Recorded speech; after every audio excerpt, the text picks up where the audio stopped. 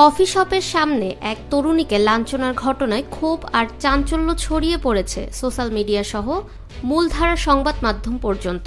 ঘটনার পরপরই রাজধানীর খিলগাঁও এলাকার আপন কফি হাউসের 2 কর্মচারীকে আটক করেছে পুলিশ। একই সঙ্গে ক্যাফেটির মালিককে জিজ্ঞাসাবাদের জন্য নেওয়া হয়েছে পুলিশ হেফাজতে। তবে এবার সামনে এসেছে লাঞ্ছনার আগের সিসিটিভির ফুটেজ। ভিডিওতে দেখা যায় সেই তরুণী হঠাৎ করে কফি শপে প্রবেশ করে এবং কাস্টমারদের কাছে সাহায্য চাইতে থাকে। এই সময় কফি শপের কর্মীরা তাকে বাইরে বের করে দেয়, কিন্তু তরুণী ফিরে এসে কফি শপের কাচের দরজায় লাথি মারতে থাকেন। এই ঘটনার পরই কফি শপের কর্মীরা ওই অবাঞ্ছিত ঘটনাটি ঘটিয়েছে বলে জানা যায়। ফাহমিদা বিনতে আনোয়ার, নিরপেক্ষ নিউজ ডেস্ক।